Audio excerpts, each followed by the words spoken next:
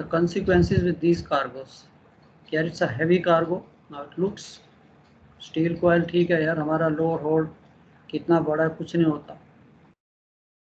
एक सिंपल चीज़ आपको बताता हूँ, दे हैव नॉट वेज्ड, वेजिंग नहीं की उसने कॉइल की, एंड लोडिंग करते हुए लिस्ट तो होती है 1 or 2 degree, ship will take a list. 4 coil मैंने एक तरफ लोड कर दिए, ship will take a list. And if that time those guys are not careful and this coil will just start rolling and किसी की टांग ही आ गई बीच में. So I hope it's again big topic legal, but this is at this stage that it can cause even up to that extent that vessel कहाँ तक involve हो जाएगा. Clear with this, Shivam? Yeah. Okay, sir. Yeah. Basically, it's a deficiencies due to which the vessel can get arrested. Yes, not deficiency. It is again comes to procedure. You see, as a officer on the watch, as a chief officer, we all try to follow, but कहीं ना कहीं कुछ ना कुछ तो lack हो ही जाता है ना. एंड इसीलिए हम प्रे करते हैं यार no accident, no incident should take place. जब तक आपका कार्गो लोड हो गया, डिस्चार्ज हो गया, ठीक है, एवरीथिंग इज गुड.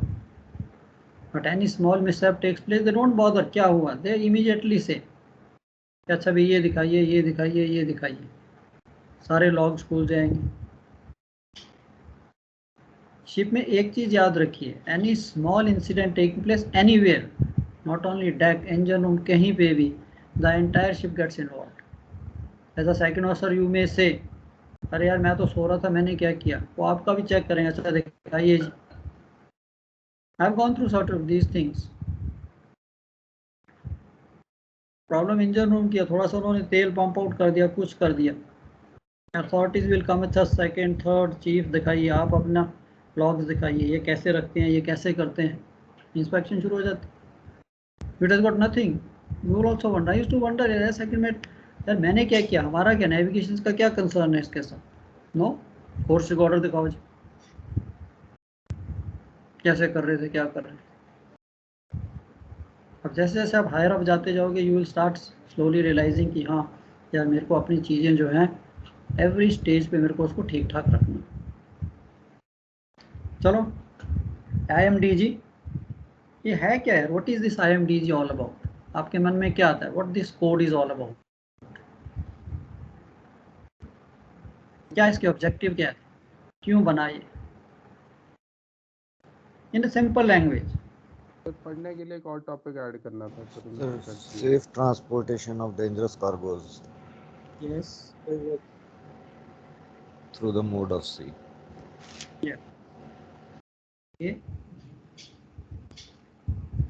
और ये कॉमन क्वेश्चन है, how does this code is implemented while carrying DG cargoes. Question को ऐसे भी सर्वे आपको पूछ सकते हैं, how does this code is implemented. So हमें थोड़ा सा आपके मन में, yes when we discuss about cargo we always think about कि यस कि कार्गो की हमने पॉइंट A से पॉइंट B तक ट्रांसपोर्टेशन करनी है, what all things are involved.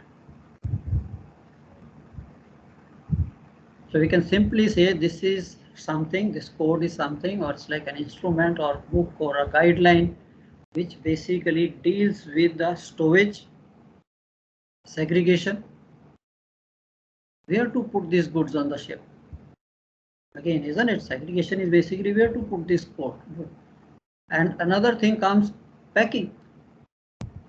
I remember my younger days of chief officer, 83 I was chief officer, when we used to carry this cargo in general conventional ships. So I used to wonder यार क्या packing बना के दी है, इसको packing strong क्यों नहीं करते. 4 बार इसको क्रेन से डायरेक्ट हैंडल करेंगे और बॉक्स हिल जाता था.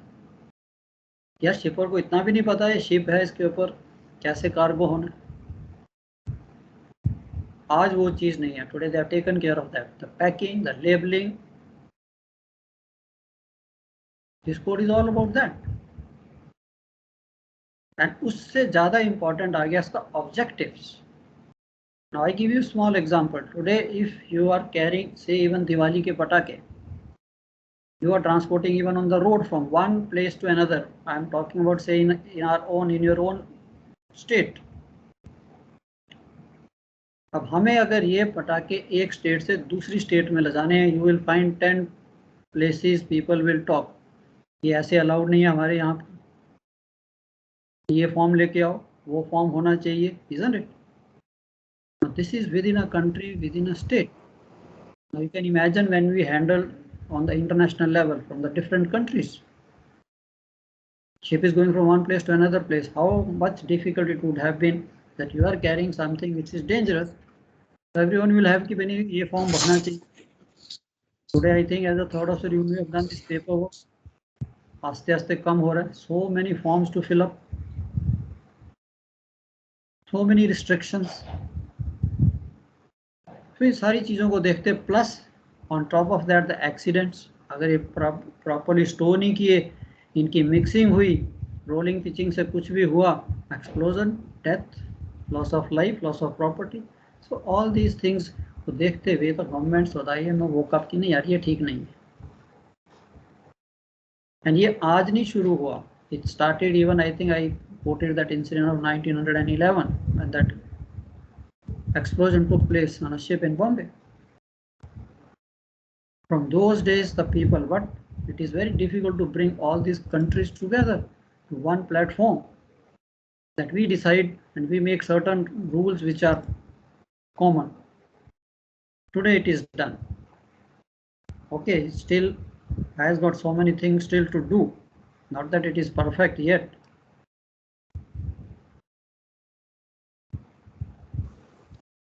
Again today what we are going to discuss basically, if you see this code, what is IMDG code, brief history of its evolution till date, objectives of the code and its application, provisions and layout.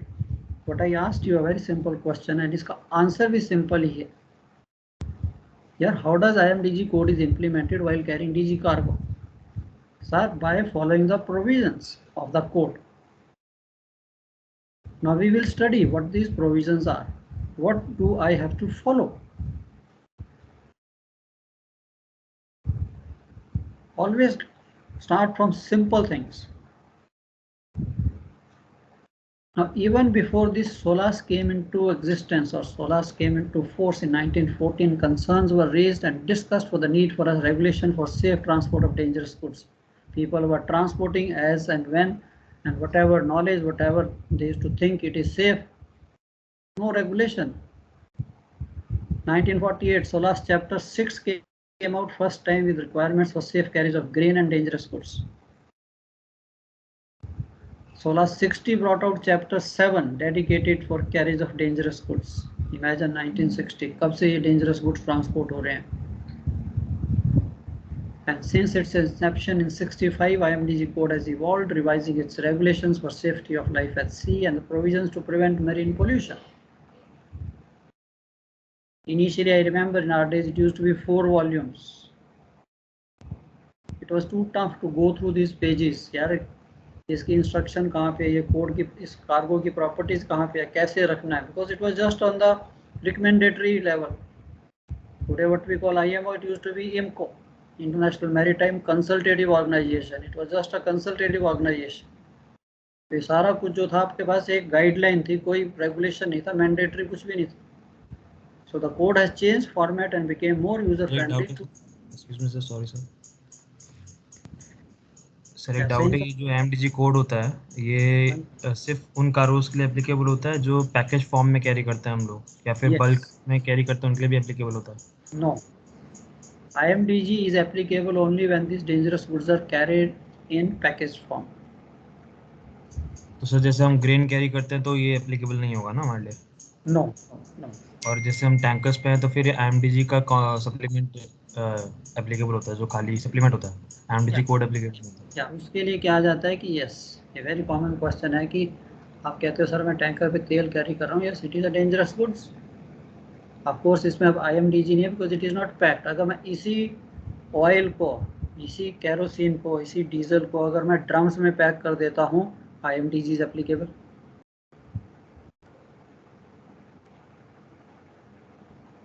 अब आप वहाँ पे supplement क्यों carry करते हो? Because ये जो code है इसमें वो उसके डेंजर्स दे देता है, उसका एमरजेंसी शेड्यूल दे देता है कि yes in case anything takes place what actions to take, and MFAG उसमें आ जाता है, मेडिकल फर्स्ट एड गाइड. वो तो कॉमन है सबके लिए। सर तो जो पैकेज फॉर्म में हम कैरी करते हैं, ऐसे पेंट भी तो हम कैरी करते हैं, वो भी तो IMDG के अंदर आना चाहिए। Of course, if you carry paint, but ship stores and cargo are two different things. When you're carrying as a cargo, फिर अलग है। अब आप कहोगे आप पायरोटेक्निक्स कैरी करते, isn't it? पायरोटेक्निक्स भी तो डेंजरस गुड्स हैं, बट वो गुड्स नहीं है, वो शिप की रनिंग के लिए। वहाँ पे लिमिट कि भी इतने किलो तक ओके इफ यू कैरी ये कोड नहीं लगेगा, whether is for the ships use. पर जब आप कार्गो कैरी कर रहे हो फिर ये कोड जो है एप्लीकेबल हो जाता है। अच्छा सर, एक और बात है, ये जो जैसे हम मतलब पोर्ट ट्रैवल करते हैं ना, तो हमसे VHL पूछते हैं कभी भी कि what is the class of your cargo, कौन सा क्लास है IMDG क्लास, मतलब डेंजरस गुड कौन से क्लास के है। तो ये IMDG के हिसाब से होता है या फिर किसी और चीज़ के हिसाब से होता है, क्योंकि हम तो बल्क में केमिकल कैरी करते हैं। नो तो किस हिसाब से होगा? हाँ, वहाँ पे भी यही चीज़ है। See it is very simple. अगर आप चैप्टर 7 देखिए, part A deals with dangerous goods carried in package form. Part A1 of SOLAS, dangerous goods when carried in bulk. जब आप बल्क में कैरी कर रहे हो, immediately IMSBC comes into picture. I think Gupta sir will be dealing with that. अब वहाँ पे भी IMDG और IMSBC में क्या है, जब वहाँ पे आप डेंजरस कार्गोस, केमिकल जैसे आप कैरी कर रहे हो, कुछ भी है, यस, उनकी कोडिंग भी इसी लेवल पे है, IMDG के लेवल पे ही है। उनकी क्लासेस भी यही है IMDG की, उनकी भी सेग्रीगेशन या सेपरेशन जो है इसी तरह से करनी है। ओनली थिंग ही has added from this book, from IMDG से उठा के उसने IMSBC में उसको डाल दिया, चेंज नहीं किया। Otherwise it will be a big problem. यार फायर स्टेशन होगा तब मैं कहाँ जाऊँ, और बोट स्टेशन होगा तब मैं कहाँ जाऊँ। कहता है यार इमरजेंसी में तेरा एक ही स्टेशन है, कोई भी इमरजेंसी। टैंकर में कौन सी रेफर करेंगे, IBC या फिर कुछ और? IMSBC, in case of bulk IMSBC। नहीं सर, टैंकर्स में। या टैंकर्स में अगेन कि जब आप वॉल्यूम, अब जब आप बल्क में कैरी कर रहे हो तो वहाँ पे जो आपका कोड लगेगा, अगेन वहाँ तो हम सेग्रीगेशन की बात ही नहीं आती, बिकॉज हम तो दो कार्गो एक साथ कैरी नहीं करेंगे। वहाँ तो आपका जो तेल है, जो भी गुड्स हैं वो सेपरेट तो है ही है। वहाँ पे सिर्फ आपका जो सेफ्टी है, जो इमरजेंसी थिंग्स है या मेडिकल MFAG जो है, वो आप इस बुक से पिकअप करते हैं फ्रॉम द सप्लीमेंट। कोडिंग इसकी वही है, UN नंबर वही रहेगा जो इसके अंदर दिया है, वही UN नंबर है। उसने सारे के सारे गुड्स को चेंज नहीं किया कि IMDG में UN नंबर चेंज हो गया और बल्क में UN number change, no. So you can read the property, you can see the dangers as per the UN number of से केरोसिन या डीजल या कोई भी आपका ऑयल है, UN नंबर ये सेम रहेगा। सर मतलब जो वो 9 क्लासेस हैं इसकी IMDG की, वो टैंकर्स पे भी एप्लीकेबल रहती है? कर सकते हो, एप्लीकेबल इन द सेंस कि सेग्रीगेशन वगैरह एप्लीकेबल नहीं है, other provisions are not applicable. जो IMDG के एप्लीकेबल है वो सिर्फ आपके पैकेज गुड्स में ही एप्लीकेबल है। वहाँ पे जो डेंजर्स एसोसिएटेड है वो आपकी इसी बुक में से उसने उसको सेम रखा हो। जैसे मैंने आपको एग्जांपल दे दिया कि यू आर कैरिंग से डीजल। अब डीजल को अगर मैं ड्रम्स में पैक कर देता हूँ तब ट्रांसपोर्ट करता हूँ, या कंटेनर में पैक कर देता हूँ, तो IMDG एप्लीकेबल हो जाता है। क्यों? अब उसकी सेग्रीगेशन, उसको कहाँ रखना है आपने, उसकी पैकिंग, उसकी लेबलिंग। अब जब मैं उसको बल्क में टैंकर में कैरी कर रहा हूँ तो उसकी क्या पैकिंग, क्या लेबलिंग करूँगा, those things are taken away. Okay? Okay sir, ठीक। Now अब तीन चीज़ें आती हैं। Sometime we call hazardous goods, dangerous goods, harmful goods, harmful cargoes. ये क्या चीज़ है? So hazardous cargoes basically is doesn't have any intrinsic dangerous property, that is अपनी उसकी इनहेरेंट डेंजरस प्रॉपर्टी नहीं है, which has a potential to cause danger to life, property and environment if not stored, handled, secured or transported with proper precautions. That we call a hazardous cargo. Whereas dangerous cargo, it has an intrinsic dangerous property through which it can cause danger to life and property. And harmful cargoes means any substance which, if introduced into sea, is liable to create hazard to human health, harm living resources and marine life, to damage amenities or to interfere with other legitimate uses of the sea. तो ये very basic छोटी छोटी चीज़ें हैं कि कई बार हम confuse रहते हैं हैजर्डस डेंजरस क्या. Dangerous means it has a inherent built in property, जैसे ये danger to the life and property. अब आपका आ गया कि यस IMDG कोड है क्या. In simple language IMDG code is a primary instrument dealing with storage, segregation and carriage of dangerous goods by sea. It lays down recommendations for packing, labeling, handling and for emergency response during incidents involving dangerous goods. मैं आपको एक छोटा सा question पूछता हूँ यहाँ पे. The guys who have been carrying this DG cargo today, of course, on container ships. Tell me sincerely, how many times have you bothered any time जब आपने ये DG लोड किया, क्या अगर इसको कुछ हो गया, लीकेज हुई या फायर लगी तो मैं इसको क्या करूंगा? When you came on watch, sincerely.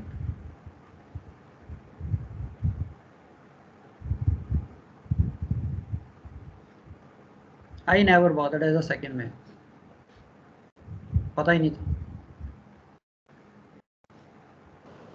नहीं सर, देखना पड़ता है ये कहाँ डीजी है, उसकी स्टोरेज, उसके साथ जो उसका जब कार्गो मैनिफेस्ट आता है तो उसको चेक करके चीफ ऑफिसर साइन करता है. तो जब कैडेट शिप में थे या थर्ड मेट है तब तो हम लोग देखते ही हैं और साइन करते हैं, मतलब स्टैंप मारते हैं तो हम लोग ही मारते हैं स्टैंप. चीफ ऑफिसर तो इतने पन्नों पे स्टैंप मारेगा नहीं डीजी पे. तो देखना पड़ता ही है कि कहाँ पे कौन सा कार्गो है, मतलब ऐसे नहीं थ्रू एंड थ्रू नहीं, पर हाँ फिर भी देखना पड़ता ही है. जैसे जब IMDG कार्गो जैसे टैंक टेनर्स में आता है तो उसकी लोकेशन के आसपास से हमें लोड ही नहीं करने देते, जैसे कोई दूसरा कार्गो है जैसे, वैसे अलग अलग. मेरा क्वेश्चन दूसरा था. मेरा क्वेश्चन था when you come on a watch, imagine you come on a watch and आपको जो भी हैंडिंग ओवर ऑफिसर है उसने कहा कि ये लो यार, we are loading this 10 containers, ये DG के कंटेनर हम यहाँ पे इस लोकेशन पे लोड होने हैं. Have you any time bothered कि ठीक है हमें ये सारी स्टोरेज देख ली, कौन सी क्लास देख ली, have you any time bothered कि यार इस कार्गो में अगर कुछ हो गया तो मैं क्या करूंगा उस वक्त वॉच के टाइम में? नहीं सर, सिर्फ कंटेनर की पोजीशन देखते हैं और कुछ भी नहीं. करेक्ट, मतलब वही मैं बता रहा हूँ, मैं आपको अपनी बात बता रहा हूँ. वी नेवर बॉदर्ड कि ठीक है यार होने दो, कुछ भी हुआ call chief watch, walkie talkie है सबके पास, उसको बुलाओ उसको बुलाओ उसको बुलाओ, isn't it? Now you imagine you are sitting in the chief officer chair and duty officer बोलता है सर ये कंटेनर जो है लीक कर रहा है, and you start rattling down through the pages of the book. अच्छा, this is not proper.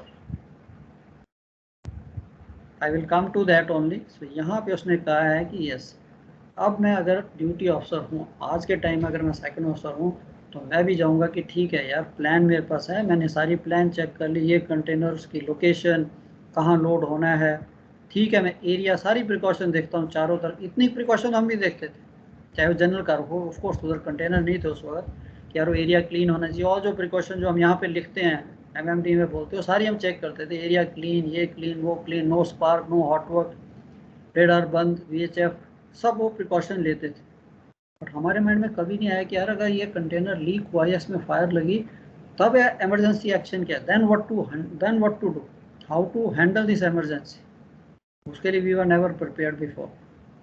But imagine today, अगर आप इतना सोच लेते हो, that is what we call EMS, emergency schedules. I will come to that.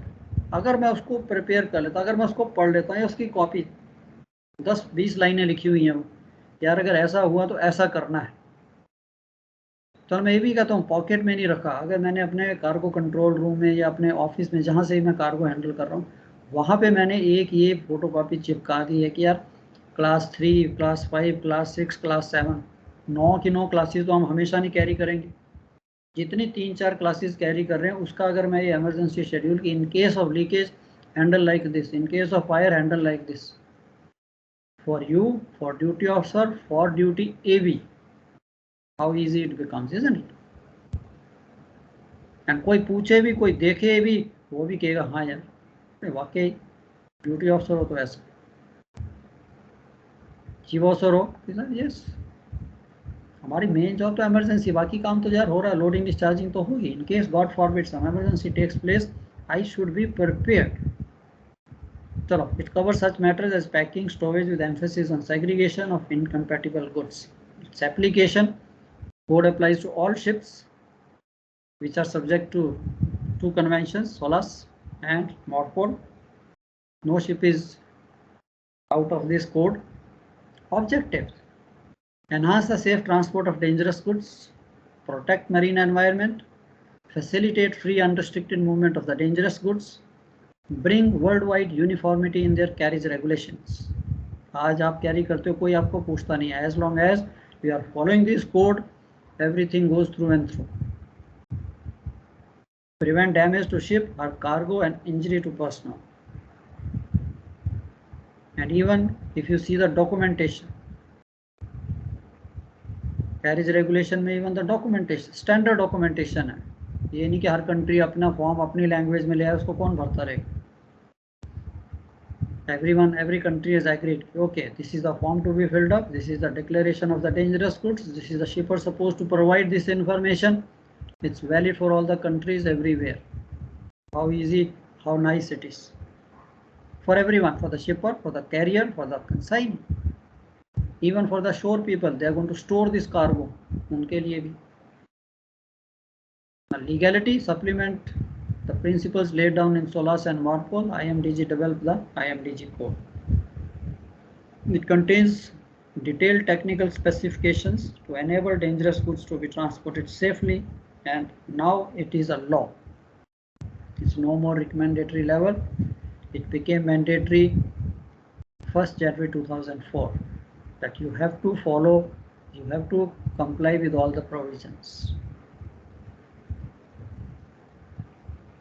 Now your different parts of chapter 7 of SOLAS, just for information. वैसे तो SOLAS अब सबके टिप्स पे होगी कौन से चैप्टर में क्या दिया हुआ है, but again just to refresh, chapter 7 part A deals with carriage of dangerous goods in packaged form. Part A1 deals with carriage of dangerous goods in solid form in bulk, and part B deals with construction equipment of ships carrying dangerous liquids in bulk.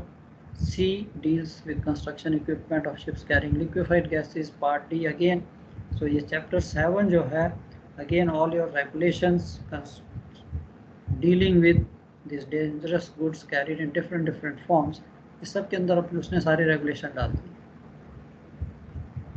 Now if you see MORPOL, SOLAS तो होगी, MORPOL Annex 3, regulations for prevention of pollution by harmful substances.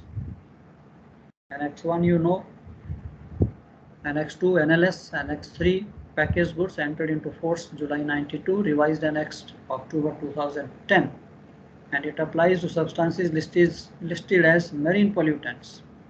इससे पहले we were all throwing the paint drums, isn't it? मैं अपने आप को भी include करता हूँ, खाली पेंट ड्रम पानी में जाओ. लिमिटेड नॉलेज थी सबकी. ओशियन को भी हम ओशियन ही समझते थे. Now this annex gives requirements for standard of packing, marking, packaging, labeling, documentation, storage and quantity limitation for prevention of pollution by harmful substances. No dangerous goods to be carried by ships unless a marine pollutant or a dangerous goods declaration has been issued to the master. Any dangerous goods carried on board should be detailed in the stowage plan. Again, it's mandatory requirement. Containers people must have been doing it. That DG के separate plan निकाल के कहाँ रखते हैं हम quickly. DG plan. Fire plans में दोनों तरफ. Yeah, it's called fire wallets. Gangway के पास. So please don't forget to update that. We have lot of jobs, lot of time the PSC or any other inspectors come near the gangway. First thing they open that cylindrical wallet. Red color हमने paint तो किया होता है, but अंदर में plan जो है हो सकता है 3 वॉयज पहले की हो. Package goods shall not be accepted unless they are properly marked. No package goods to be carried unless the ship has a cargo securing manual. ये आपकी MORPOL Annex 3 की requirements हैं. Harmful substances which are identified as marine pollutants in IMDG code or which meet criteria in the appendix of Annex 3, and packaged form is defined as forms of containment specified for harmful substances in IMDG code. ये तो आपकी मॉर्कोल is very simple, ज़्यादा नहीं वो कहता कि yes, उसने straight way कह दिया कि everything IMDG, everything is IMDG gives you all the details. अब ये जो कोड है it is based on internationally agreed system that we also seen. अब वो एग्री क्या हुआ वहाँ internationally, what all they have agreed, at least basically थोड़ा तो हमें पता हो कि एग्रीमेंट हुआ क्या। Again under this agreement or under this agreed system which groups dangerous goods together based on the hazards they present in transport classification, कि भाई ये goods हैं की जरा अलग अलग ग्रुप्स के अलग अलग क्लासेस बनाइए, सिमिलर प्रॉपर्टीज वाले एक में डाल दो, दूसरे वाले दूसरे में डाल दो। contains dangerous goods in packaging tanks which are of appropriate strength and which will prevent the goods escaping, and uses hazardous warning labels and other identifying marks to identify the dangerous goods in transport. Also requires standard documentation to be provided when dangerous goods are being transported. Lays down principles for ensuring that those dangerous goods which will react dangerously together are kept apart. Segregation. There is no harm. आप किसी भी cargo को, ठीक है, 2 steel के boxes या wooden boxes या cylinders में कहीं पे भी आपने उसको रख दिया, as long as they do not mix they will not create any problem. But ship तो शिप है यार, तो चलेगा, there will be rolling pitching movement तो रहेगी।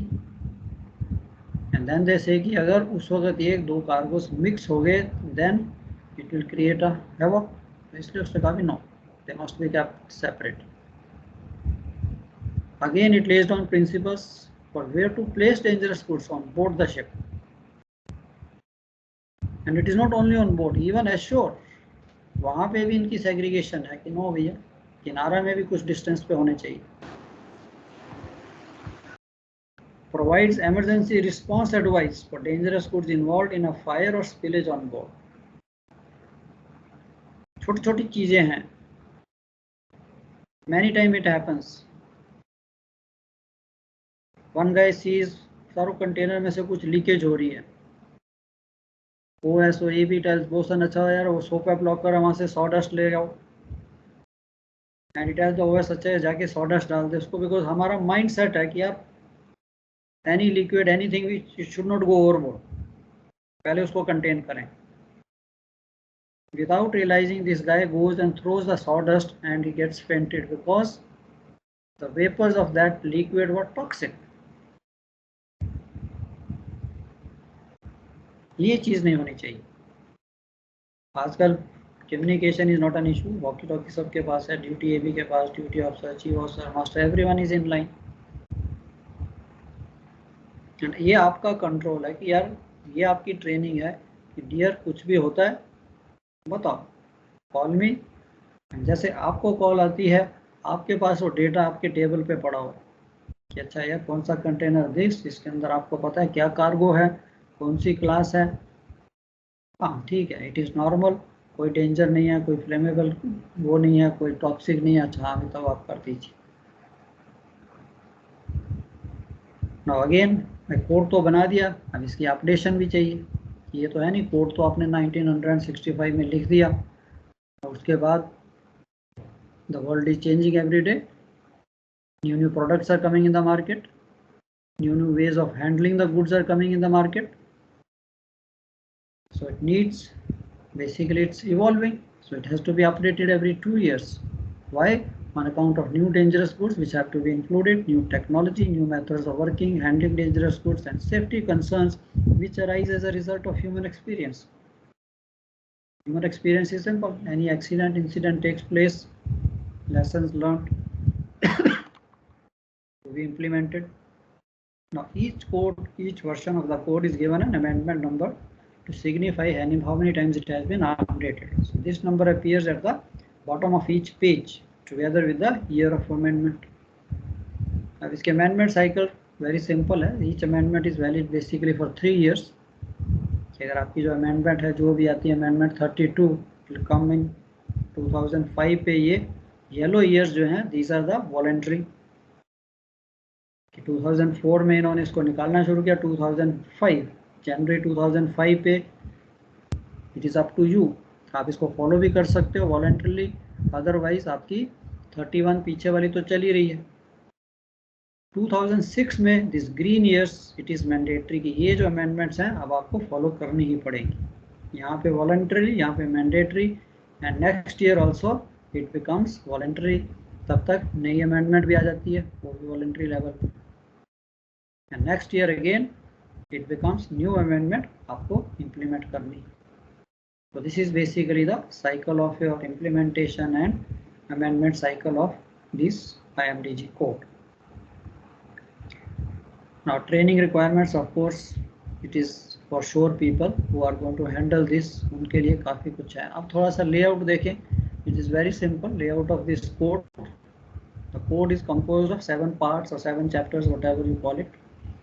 The code is presented in 2 books, volume 1 and volume 2. Now it has become very user friendly, very easy to handle, very easy to see. And also third book is your supplement. So basically there are 3 books, volume 1, volume 2 and supplement. अब वो कहता है it is necessary use both the books to obtain the required information when shipping dangerous goods by sea. Volume 1 अब आपको total बता दिया 7 parts. So volume 1 में 1 and 2 and 4 to 7. These parts or these chapters are in volume 1 and chapter 3 या part 3 जो है आपका that is basically in volume 2. So volume 1 part 1 basically general provisions, definitions. Part 2 is classification. Part 4 of this volume 1 packing, tank provisions, इतना important नहीं हमारे लिए. Part 5 consignment procedures, again not so important. Part 6 construction, testing of packages, packagings, intermediate bulk containers. वो किनारा वालों ने सब packing करनी है उनके लिए कि भाई कैसी पैकिंग होनी चाहिए, कितनी स्ट्रॉन्ग, कितनी लाइट, कितनी क्या चीज़। Part 7 requirements concerning transport operations. तो ये पार्ट हमें कंसर्न करता है, इसमें जो भी आपको चाहिए वो आपको Part 7 ऑफ वॉल्यूम 1 में मिल जाएगा। So this is यहाँ की जो रिक्वायरमेंट्स हैं वो बेसिकली हमें इफेक्ट करती हैं because these are the requirements concerning transport operations and we are going to transport this goods. Volume 2 part 3 and appendices. Part 3 is again what we call the dangerous goods list or DGL and limited quantities exceptions. And ये जो DGL है, this is basically if you see is the central core of the IMDG code and presents the information on the transport requirements for all dangerous goods in a coded form. तो ये जो main DGL है इसके 18 columns are there. So उसने column wise बना दिया both the pages of the book. If you open the book, left hand side page, right hand side, this table goes across both the pages. From column 1 and column 18 UN number, and then you have different उसका proper shipping names की class कौन सी है and all other subsidy risk or anything else, packing group कौन सा है, and again if you go various things are given and even column 15 तक आप पहुँचते पहुँचते you will see कि in case of emergency तब इसके लिए कौन सा कोड अप्लाई करता है, कौन सा शेड्यूल अप्लाई करता है, उसको कैसे देखना है, we will all see that. So this DGL is the main core of the, by just looking, if you just know the UN number, हमें कुछ नहीं चाहिए, if you just know the UN number, देखिए कितना beautifully thing they have arranged. Today you start manufacturing any product, उसको UN number allot हो जाता है and उस UN number से मैंने अपनी बुक खोली, मेरे को चाहे प्रॉपर शिपिंग नेम भी नहीं पता, वहाँ पे ऑटोमेटिकली आ जाएगा उसकी क्वालिटीज़ क्या है, उसके डेंजर्स क्या है, उसकी पैकिंग कैसे होनी चाहिए, उसका इन केस ऑफ इमरजेंसी उसको कैसे हैंडल करना है, वो सारा का सारा आपका the UN number becomes important. And again volume 2 में appendix, list of generic and not otherwise specified proper shipping names, glossary of terms and alphabetical index, ये आपका पार्ट 3। तो पार्ट 3 में हमारे लिए important again DGL, And similarly, if you go to the supplement, उसमें important part contains the following text: emergency response procedures for ships carrying dangerous goods, medical first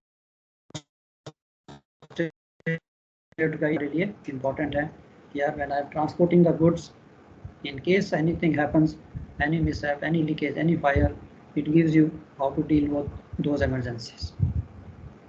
And very common question जो बनता भी है, यार ship पे मेरा यही काम है, इसी के ऊपर आपको रिटर्न्स में भी क्वेश्चन है, ओरल्स में भी इसी के बारे में है. We will go through, we will study this कि है क्या system. So basically it is in, and then again supplement में reporting procedures, safe use of pesticides, and how to handle this nuclear fuel, high radioactive waste on board. So जो हमें less use की. Now what I was talking, the IMDG code provisions. अब कहने को provisions, so till the time we have not studied, हमें लगता है provisions पता नहीं क्या क्या होंगे. Now they have also clarified, guided us, recommended us. Here these are the things, these goods, it is for everyone, it is not only for the ship, it is right from the factory where these goods are packed. वहीं से provisions शुरू हो जाते हैं, that certain provisions to be followed whenever dangerous goods are transported by sea. And these provisions require that dangerous goods are to be first correctly and safely classified, identified, then they are packed, marked, labeled and placarded, documented, stored and segregated again on the ship, and also EMS and MFAG must be readily available, and again security requirements as per ISPS. Sometimes वहाँ पे भी आ जाता है कि आपकी record keeping को देखने के लिए very common question these people ask, chief, last 2 years what all dangerous goods you have carried. ISPS की requirements, तो वो भी हमें अपनी फाइल है कि ये लो भैया हमारे पास DG डिक्लेरेशंस हैं, वो हम फाइल करके रखते हैं कि these are the goods, because उसके अंदर सारा दिया पूरी डिटेल, क्या कार्गो है, कौन सी क्लास है, number of package, everything details are given, copy of it agent gives you, so we file it. So provisions में कोई ज़्यादा वो नहीं है, बट अगेन टू अंडरस्टैंड कि first of all classification, packing, documentation, storage and EMS, इसी के ऊपर हमारा IMDG कोड जो है पूरा बेस्ड है, और इसी चीज़ को हमने फॉलो करना. अब क्लासिफिकेशन सिस्टम अगर हम लें, पर्पस क्या था इस क्लासिफिकेशन का, ये to distinguish between goods which are considered to be dangerous for transport and those which are not, उनको एक किस्म का सेपरेट करने के लिए भी, ये गुड्स जो हैं डेंजरस हैं, ये वाले नहीं हैं. Identify the dangers which are presented by the dangerous goods, of course by the chemical, their physical properties. So उसके accordingly उन्होंने उनको different classes में arrange कर दिया. And to ensure the correct measures are taken to enable these goods to be transported safely without the risk to persons or property. आज तो of course the goods are, even मैं छोटा ही ले लेता हूँ, even till today इतने provisions, इतनी regulations को follow करने के बाद again we are hearing in the media that container ship caught fire, and fire का एक ही रीज़न दिखता है कि जी IMDG, isn't it? So कहीं ना कहीं तो कुछ ना कुछ तो लैग हो रहा है, या तो प्रोविजंस नहीं फॉलो हो रहे या फिर प्रोविजंस में गलती है. So dangerous goods are classified into 9 classes which all have different properties. The way in which different classes of dangerous goods are handled in transport will depend upon these properties and the hazards presented and the effects. Type of packing that can be used. This is the one thing which I was very happy कि हाँ यार अब इसके regulation आए कि somebody is there at least to check, to see that these goods are properly packed. ये नहीं cardboard के बॉक्स में उठा के दे दिए. What classes of dangerous goods can be transported together in freight containers, and where the goods can be stored within the port and on the ship. So आपका classification का basics जो purpose था behind it is again how these goods ये dangers क्या present करते हैं, उनकी properties, उनको कैसे कैसे आपने रखना है. So codes are assigned to one of the classes 1 to 9 according to hazard or the most prominent of the hazard they present. Some of these classes are subdivided into divisions. These classes or divisions are again you can see, of course छोटा है but all of you are very familiar.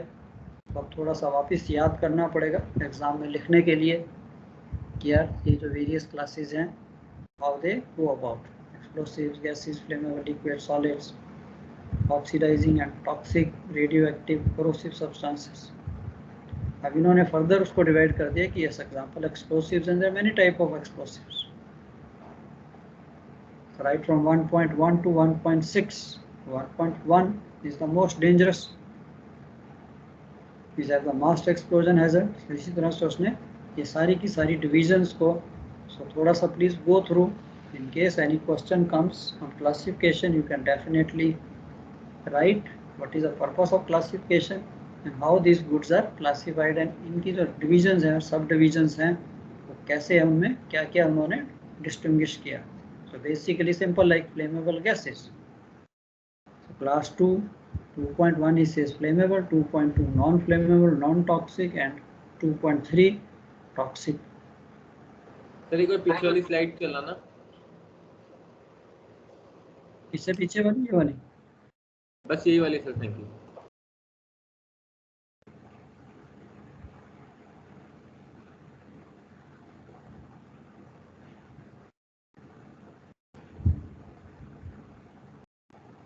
हो गया sir. Thank you. ठीक है.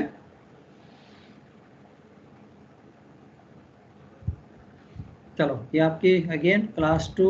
So similarly you have class 2 में है, class 3 में कोई सब डिवीजन नहीं है. क्लास 4 अगेन फ्लेमेबल सॉलिड्स, इनमें सब डिवीजन है 4.1, 4.2, 4.3 and again 5 and 6. So no need for me to just read. So इसको प्लीज ट्राई टू रिमेंबर. थोड़ा सा कैसे भी कोशिश कीजिए that you can write back when they ask you what are the different classification of these dangerous goods. क्या हो गया?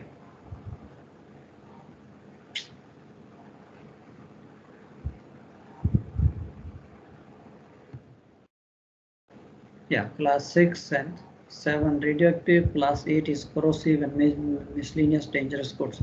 So this is basically your various classes. अब इसी के साथ क्लासिफिकेशन के साथ आपका आ जाता है compatibility groups and classification codes. अब आपकी जो क्लास 1 है, गुड्स ऑफ क्लास 1 एक्सप्लोसिव जिसे हम कहते हैं, consider to be compatible if they can be safely stored और ट्रांसपोर्टेड टुगेदर. तो हमने देख लिया कि these goods are different type के एक्सप्लोसिव्स हैं. तो उसने उसको वेरियस सब डिविजन में डिवाइड कर दिया 1.1 to 1.6. अब कौन सा एक्सप्लोसिव जो है can be carried together without increasing or significantly increasing either the probability of an accident or for a given quantity the magnitude of the effect of such an accident. So the goods listed in this class have been further divided into number of compatibility groups. यार कौन सा explosive किसके साथ compatible है, तो ये सारे उसने ग्रुप्स जो हैं letters A to L again excluding I and A to L and then N and S. So ये उसने basically groups बना दिए for the class 1. So classification code for explosive which is assigned by the associate administrator consists of division number that is 1.1. उसके आगे followed by the compatibility group letter. For example primary explosive substance classification code 1.1. तो इसके मैं आपको थोड़े separate notes भेजूंगा. I'll show you. उसके अंदर इट्स मेंशन कौन से ग्रुप हैं. तो कंपैटिबिलिटी ग्रुप जो है ये ABCD जो कोड्स हैं ये किस टाइप के आपके basically what we call this letters what they denote, किस टाइप का एक्सप्लोसिव को डिनोट करते हैं. एंड देन ये 1.1A can be stored with 1.1B और not. Can I store this 1.1C और not. 1.1A and 1.1C can be stored together or not. This is basically your compatibility groups. तो ये भी हम थोड़ा सा सेपरेटली पढ़ेंगे. So this is basically the various groups and your codes, how they are defined. So compatibility group letters are used to specify controls for transportation and storage and to prevent an increase in hazard that might result in certain types of explosives were stored or transported together. So this is basically the idea of this compatibility groups of your class 1 cargos. कि कौन से explosives, simple, Diwali के कौन से पटाखे हवाई या रस्सी बम उसको इकट्ठा कैरी कर सकते हैं कि नहीं. अब कानून तो बना देते हैं, ट्रांसपोर्ट करने वाले कुछ नहीं होता यार, डाल दो एक ही बॉक्स में डाल दो. हम भी उठा के लेके आते हैं नहीं, बट वी नेवर नो यार इसके साथ डेंजर्स क्या इन्वॉल्व है. सो अगेन ये तो एक छोटा एग्जांपल है. When we are carrying this on a larger scale, bigger scale, so किस किस को हमने साथ रखना है और किसको दूर रखना है. अब आपकी आ गई packing, marking, labelling and placarding. उसमें 2-3 टर्म्स हैं which are very frequently used. Is meaning of effectively closed, hermetically closed and securely closed. So effectively closed is that it's a liquid tight closure, and hermetically closed is a gas tight closure, and securely closed means जो भी आपने उसकी packing की है, जो भी कुछ किया है, उसके contents that cannot escape during normal handling. So they simply write you are carrying this particular cargo, it should be securely closed. So it doesn't have to write the whole detail कि उसकी packing कैसे होनी चाहिए. The word securely close itself means कि जो भी इसके contents हैं, packing should be such that these contents should not be able to come out और एस्केप ड्यूरिंग नॉर्मल हैंडलिंग. और गैसेस वगैरह के लिए सिंपल कि it should be hermetically close means they should not leak. Flammable gas है, एक simple हमारे LPG cylinder. अभी तक तो I don't know how many of you check, but आपके mummy papa of course when they are receiving, so I remember I even do some time कि जब भी वो देने आता है तो यार जरा पहले चेक करो लीक तो नहीं कर रहा. एंड कई बार है उनके अंदर जो स्पेशल होना, जो भी रबर गैस्केट या रबर रिंग जो लगाया है वो बाई चांस ख़राब हो गया, तो जैसे ही आप उसके ऊपर से सीलिंग खोलोगे थोड़ी थोड़ी गैस की स्मेल आनी शुरू हो जाती है. चलो एलपीजी में तो वो कंपाउंड डाल देते हैं, उससे पता लग जाता है. अदरवाइज तो LPG is again odourless gas, पता ही नहीं लगेगा. तो तब पता लगेगा जब पूरा धमाका होगा. तो इसके लिए even on the ship so they have specifically, तो इसका ऑनर्स जो है that is very good thing of this code कि उन्होंने किनारा जब आप पैकिंग करनी है उनके ऊपर थ्रस्ट ज़्यादा डाल दी. ये नहीं कि आप हमें कार्गो दे दो which is not properly packed and then you expect या the ship to carry this cargo very safely and in good condition.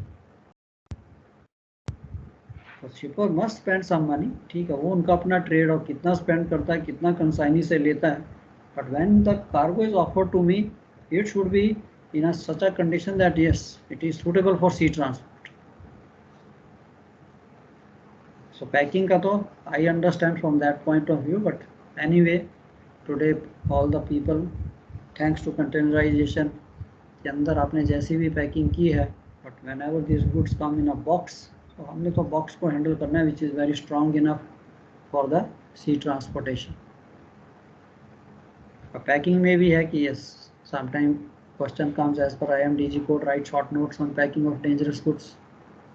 So dangerous goods should be packed in good quality packings free from corrosion, rust, contamination or other damages, and they should be strong enough to withstand shocks, stresses experienced while loading and normal transport, taking into account all modes by which they may be transported.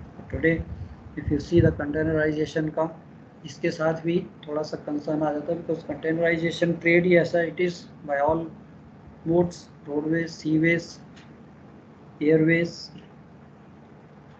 और सब modes में these cargo or these goods should also be able to withstand the shocks, and packaging should be such that the contents of the package do not get altered due to vibrations, change in temperature, pressure or humidity.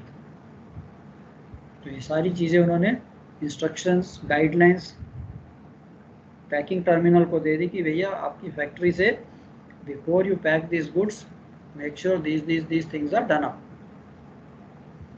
Provisions apply to new, reused, reconditioned. Yes, many times lot of packings are reused. Crates देख लीजिए, pallets देख लीजिए, तो उसके लिए term condition है। ये नहीं कि आपने रीयूज करना और टूट रहा है उसको रीयूज करते जाओ, no,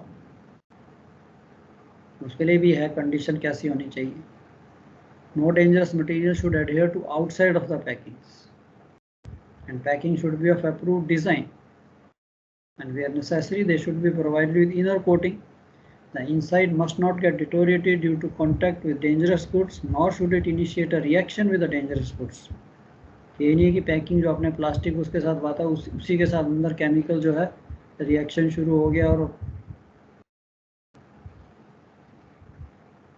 and vacuum packagings are filled with liquid. Of course, tanks, containers, early space must be left to allow for expansion.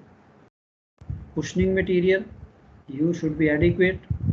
Today, of course, we receive the goods by Amazon, Flipkart. How nicely it is packed. Check kitna bhi expensive goods ho, delicate goods ho. So this is what is making us safe. Containers में अगर सारा कुछ अच्छी तरह से packed up है, so I am worry less.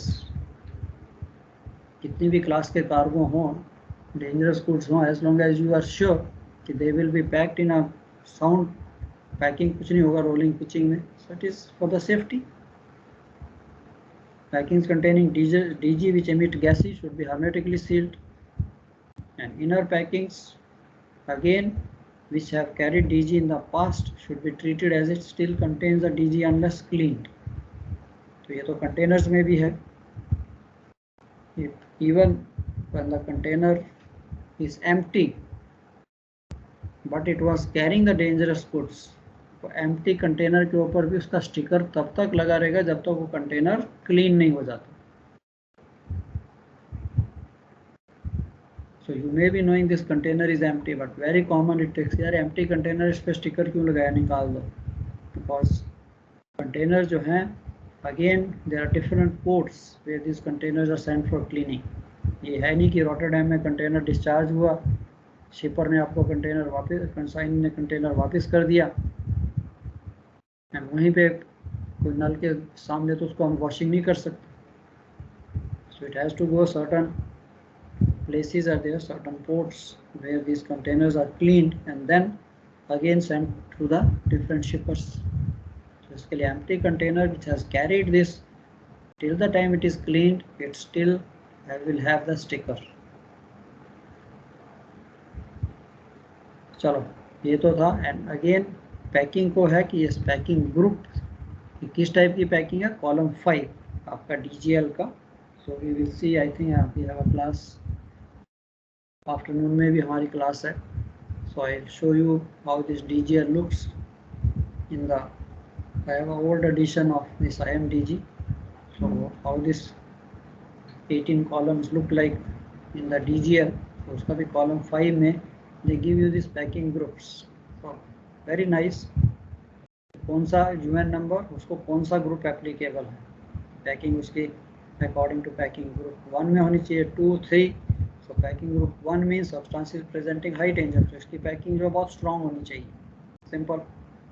Packing group 2 substances medium danger, तो उसकी पैकिंग हो सकती है थोड़ी सी कम हो।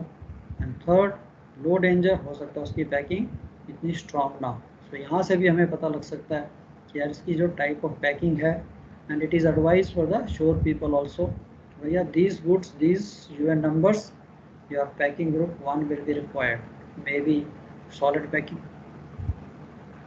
The highest standard of packing. चलो यहाँ तक रखते हैं, we meet I think. Sir एक बात पूछनी थी। हाँ जी बोलो। सर ये जो DG कार्गो रहता है, हम डिक्लेयर करते हैं, we always declare in kgs। Yes sir इसका कोई पर्टिकुलर रीजन है? ओके, देखिए एक छोटा सा आपको सिंपल एग्जांपल देता हूँ quickly. You are passing through English Channel and now if I am carrying a 20 foot container and उसके अंदर मेरे पास दिवाली के 500 किलो पटाखे हैं। अब मैंने वो 500 किलो प्लस 2.2 टन जो कंटेनर का वेट है, मैंने अगर ग्रॉस वेट लिख दिया 2.2 प्लस 0.5 2.7 टन, और ये जो इन्फॉर्मेशन जैसे ही आपने वीटीएस को दी, शोर में दी, उन्होंने आगे ये इन्फॉर्मेशन जो है उनका आगे डिज़ास्टर मैनेजमेंट जो भी डिपार्टमेंट है उसको दे देंगे भी दे आर शिप्स क्रॉसिंग, ये शिप में 2.7 2.8 2.7 के 10 कंटेनर हैं। तो you can imagine actual cargo मेरे पास सिर्फ 500 kilo into 10 5000 kilos 5 ton cargo है, बट मैंने उसको 10 कंटेनर्स को 2.7 के हिसाब से लगा लीजिए 27 टन्स। तो they will keep the things ready कि गॉड फॉरबिड समथिंग हैपन, तो 27 tons of dangerous goods are transported in this ship. It gives a wrong information to them, isn't it? वो तो सर फिर हमारा एरर हुआ ना sir. Yes. हमारे error की वजह से we are avoiding it giving in tons. So just in case if we don't give a error तो हम सेम टन्स में भी डिक्लेयर कर दे, इज देयर एनी मतलब कुछ गलत है सर इसमें? Yeah, that is why it is clearly written कि आपका जो आप शिपर्स डिक्लेरेशन है उसके अंदर उसको लिखा है कि भाई आपने जो आपका मैनिफेस्ट भी बनाते हो उसमें उसने लिखा है कि it has to be in kilogram. आपने उसका नेट वेट लिखना है कि ये जो डेंजरस गुड्स हैं कितने पैकेजेस हैं, हो सकता है may be 100 packages and total weight 500 किलोस, it is mention. तो वो तो सर कुछ रीजन है, जैसे 500 टन को हम हाफ 500 केजी को हाफ टन भी लिख दे तो फिर गलत क्या हो जाएगा फिर इसमें? कोई गलती नहीं है उसमें, कोई बात नहीं। 500 केजी को हाफ टन लिखा तो कुछ नहीं है, बट ये है कि अंडरस्टैंडिंग के लिए वो कहते हैं it is better you use only 1 ton universally, कि हाँ भी किलोज में लिख दीजिए। तो हो सकता है आप एक्सपर्ट हो, sure people are not handling, वो कहेगा ये 0.5 टन 1 टन कितना होता है, लॉट ऑफ पीपल ओके जिनको टन में कन्वर्शन अब हम तो हैंडल कर रहे हैं तो हमें इजी लगता है यार क्या हो गया, टन को ये 1000 से डिवाइड कर दो टन बन जाएंगे। लॉट ऑफ पीपल है श्योर। सो इसका रीजन ये हो सकता है सर कि sure people are may be not familiar, तो उसके Yes. कारण हमने स्टैंडर्डाइज कर दिया। यस, जो ट्रेनिंग दी गई है उनकी जो शॉर्ट ट्रेनिंग आपने देखी उनको भी ट्रेन किया कि हाँ भाई ये जो चीज़ है ऐसे मेंशन होगी। तो इसके लिए उनको तो बोलो 2 × 2 5 बुक में लिखा है, लाइक USCG हो तो कहेंगे भाई बुक में CFR सेज 2 × 2 5, ये तो 5 होना चाहिए। तो वो तो उसी तरह ही पढ़ के आएंगे कि भैया किलो में होना चाहिए, मेरे को बताइए कितने किलो में, चाहे आप 1000 किलो बोल दो या 2000 किलो बोल दो। हम उसको कहेंगे यार 2000 किलो 2 टन होता है, वो बोलेगा no no no no you tell me किलोस।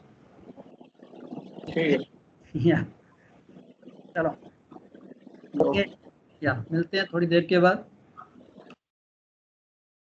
Bye bye.